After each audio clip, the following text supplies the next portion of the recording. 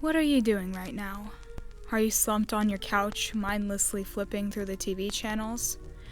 Are you tiredly scrolling through a Facebook feed for the 50th time today? Well, shut that stuff down and get off of your lazy bum, because we're going on an adventure. What? It's 1 in the morning? Yes, I'm quite aware, but these types of adventures can only happen so late at night. You see, this is the time when all the creatures that dare not be seen during the day can come out to play with you. This is the time when the thick, velvet darkness of night will gladly wrap its fingers around you protectively, or the thing following behind you. Everything that hides from light can safely crawl out from their hiding spots so that they can find you, feed on your fear. This is the only time when you can see them up close. Is it safe, you ask? Just listen to my directions and you'll be fine. Listen to my words, and you can make a friend for life and live to tell the tale. Alright, got your shoes on and jacket zipped up tight? Good. It's time to head out. You won't have to walk for very long on this adventure. Why? Because the thing we're going to visit doesn't live very far from you. You've probably walked past its hideout many times during the day without noticing. But don't worry, you're not the only one. It lives on anonymity. You haven't seen it, but it has seen you. Hundreds of times. It knows your face by heart, from the deep color of your eyes to that freckle you have on your cheek. But don't worry, it's this creature's knowledge of you that will keep you alive. Long enough for you to get away, that is. Why? You sure ask a lot of questions. But I'll tell you, this thing has lived alone for so long, crawling around in the suffocating, dark, musty rooms underground. It moans and groans as it moves, those long, sharp nails screeching as they're dragged across the cracked concrete floors. Its wrinkled claws have been covered in blood so many times that the skin on its hands is no longer white, but a dark, dark red. So red, it looks black. It has no one, but that is for the best, since its desire for company is sometimes overruled by its thirst for blood. Your blood, really. Human blood. Oh look, you've made it. Surprised? I can see the recognition on your face. Yes, this is the building just a few streets down from your home. The one that's always in a state of renovation. But is it really? Have you ever seen anyone go in? Or better yet, come out? Ah, now you're starting to remember. Whenever you walked by this building, did a feeling of unease start to creep over you? The sense that someone, or something, was watching you? You probably sped up a little on your walk back home, ignoring the hairs that stood up on the back of your neck, or the small goosebumps that ran across your flesh as you convinced yourself that you were just in a hurry to get back to your couch and relax. That's what I thought. Well, there's no turning back now. Slowly, walk up to the front entrance. No, the door won't be locked, and don't ask why. Open the door and step into the lobby.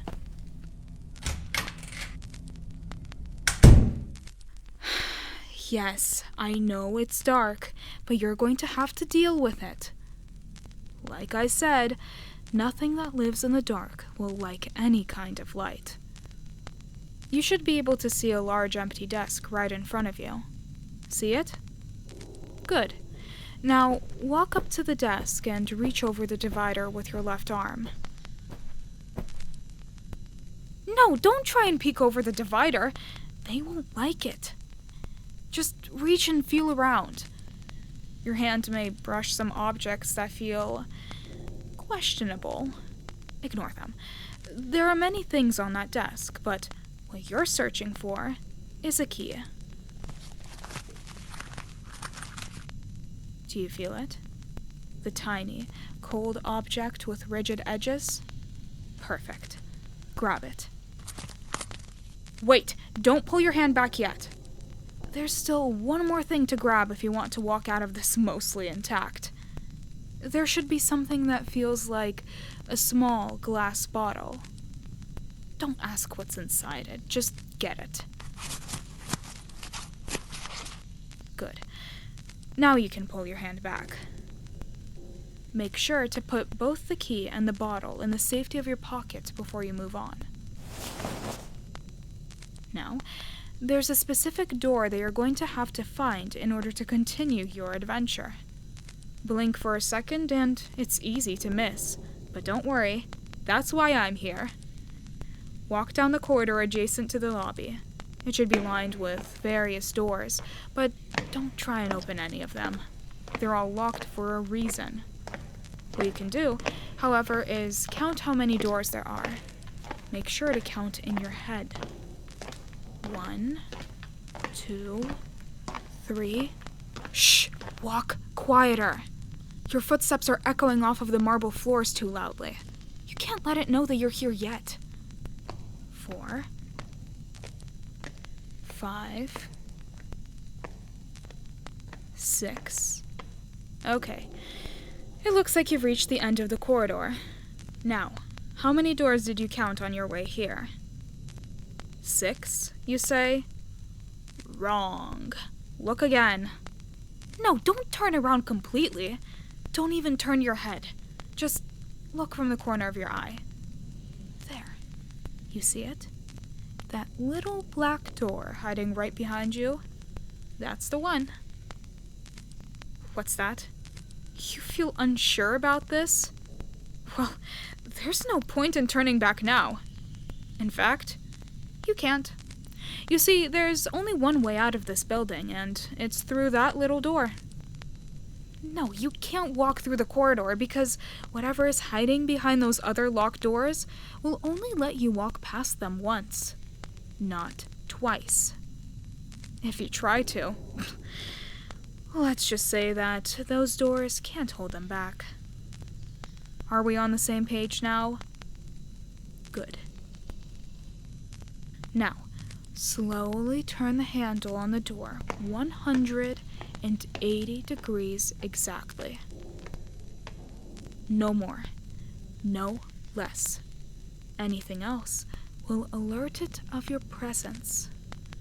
Slowly. Almost there, and perfect. You nearly let the handle slip, didn't you?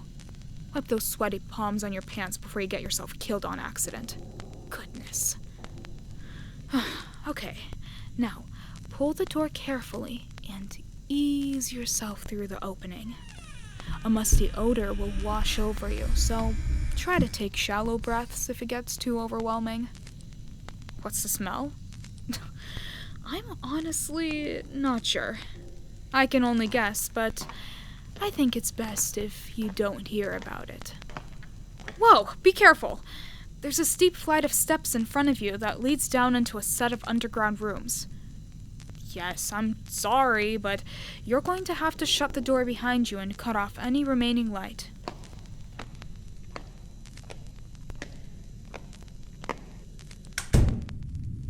The passageway is filled with the thickest darkness you are ever going to experience, but this only lasts for a bit. Don't worry, there's nothing here in this part that will try and harm you, I think. Enough of that. Your only choice is to move forward, so don't second-guess yourself. Make sure to place your hand on the wall and feel your way as you walk down the steps. Some of them are slippery, so be sure to keep your balance. Slippery with what, you say? I'd like to say puddles of water. But I think we both know that it's not water. As you walk, make sure to count the number of steps you take. It will come in handy later on. It is quite eerie to hear the soft sound of your sneakers scraping against the stone steps, yet not being able to see anything, isn't it? Right now, your senses are working at their highest capacity, making up for your loss of sight. You can hear every raspy breath that shudders through your throat. You can feel every dip and crack in the cool brick that makes up the wall currently beneath your fingers. You can literally taste the air. It has a metallic tang, mixed with a stench of rotting trash that makes you want to desperately gag. What number are you on? 57? Good. Keep counting. Don't lose track of those steps. Oh? What was that? You feel like something's breathing on your neck. Warm, moist air brushing across your back. That's because there is. No, don't react. Don't stop walking. Yes, I did say that nothing would harm you. I didn't say that there was nothing that couldn't harm you. Just keep counting your steps. It will keep you sane. This thing will try to trip you up, to distract you from your task at hand. But don't pay attention to it. Pay attention to the numbers. Yes, it will keep edging closer and closer to you until you... No, what are you doing? Don't reach back. Don't touch it. Don't... You felt it, didn't you? You felt the slimy texture of decaying flesh on your fingertips. You felt the greasy strands of unkempt hair falling across your knuckles. The mistake has been made. There's nothing you can do except to keep moving on and to not react. Act like that touch was an accident and that you thought it was part of the wall.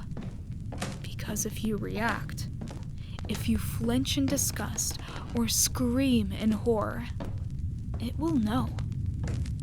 It will know that you know about it. And it doesn't want anyone to know about it. You're not a very good listener, are you?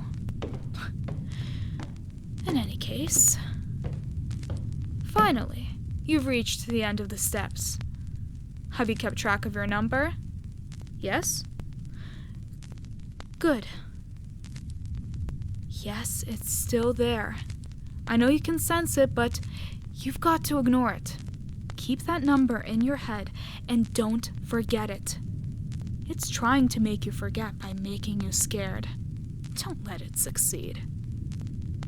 Now that you're at the bottom of the steps, I need you to take 10 strides forward to another door. Here's the hard part. The thing that was following behind you on the way down.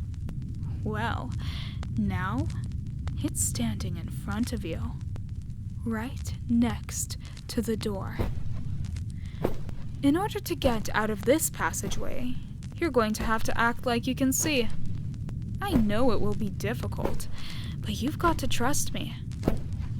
Reach your hand out and feel around for the knob.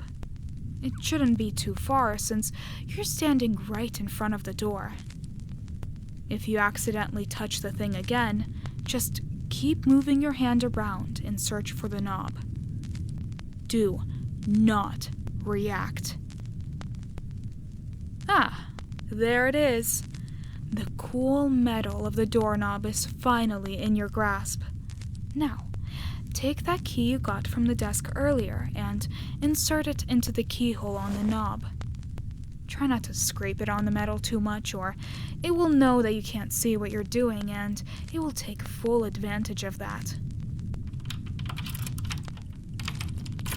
Good. You managed to fit the key into the lock. Now, turn the knob fully and pull the door open quickly. No, there's no trick to turning this doorknob this time. Once the door is open, just get through it and shut it as fast as possible so that thing can't follow you. Make sure to... Wait, look out! Watch out for the step that drops into the room. You don't want to trip on it and mess this whole thing up. Especially not when you're so close to freedom. Whew. You made it. This is the last room you need to be in to get out of this building. Yes, the temperature has dropped quite drastically, hasn't it? Pull your jacket around you a little tighter and suck it up, because you're almost there. It's still very dark, I know, but there should be a faint light coming from the corner of the room, atop a small box. Can you see it? Yes, it's the glow of a dying candle. Why is there a candle down here? Well, to put it simply and honestly, it's bait. Bait for you. You see, this thing that I told you about earlier has studied you for long enough to know that most humans are attracted to light. It sees how you stay out of the shadows at night and stick to the bright shine of the street lamps.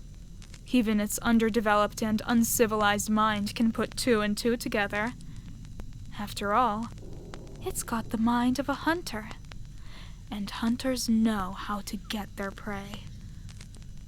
And right now, it's watching you in this very room. You can't see it or hear it, because it knows how to hide. It's perfected the art of hiding. Even that sixth sense that most people have that alerts them if something is watching them won't work with this thing. Carefully walk over to the light. Don't make any sudden movements. Pardon? Well, yes, I know I said it's bait, but do it anyways. Once you've reached the candle, sit down next to it and stare at it. Don't try and look at anything else, because you won't see anything. The darkness is too thick to reveal anything. I know you're probably scared at this point. You can feel your heart beating rapidly, desperately trying to burst out of your chest with anxiety. Adrenaline is coursing through your veins at 100 miles an hour, warming your muscles up and keeping your mind sharp.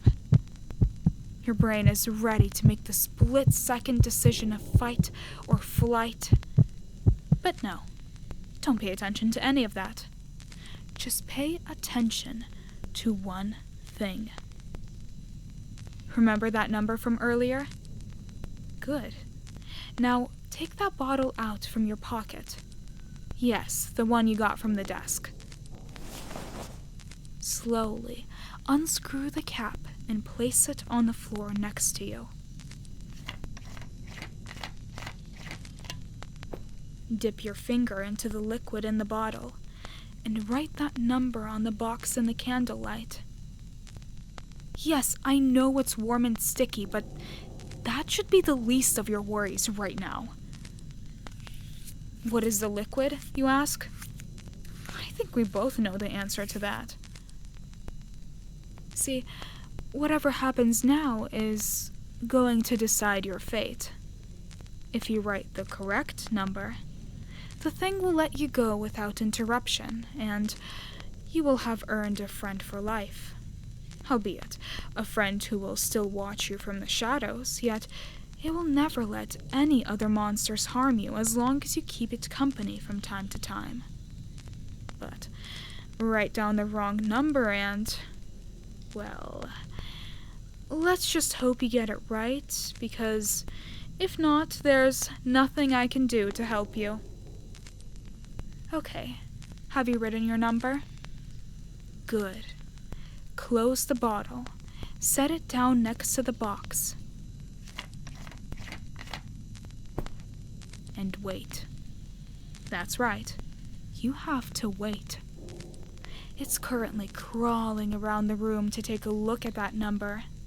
In fact, it's actually right next to you at the moment, studying the figure you jotted down.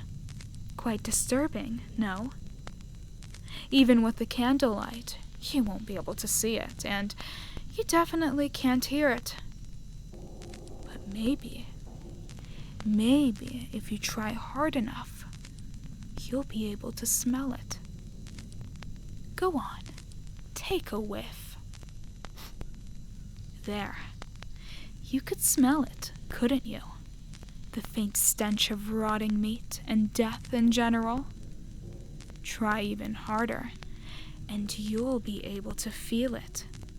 Because you see, right now, it's running the edge of its razor-sharp nails right next to the skin of your throat. Oh, you thought those goosebumps on your neck were from the cold temperature of the room? No. It is because your body somehow knows that this thing is sitting next to you. That it is reaching out for you with its claws and... Look, I believe it's made a decision. And... Oh, I'm so sorry. That's not the right number. Yes, you heard me right. You wrote down the wrong number. It was one off. How, you ask? Oh dear, I forgot to tell you to count the step you almost tripped on, didn't I? The last step? My apologies. You really did seem like a very nice person. But unfortunately, I can't afford to lose this thing's friendship. After all, who else will protect me from the monsters?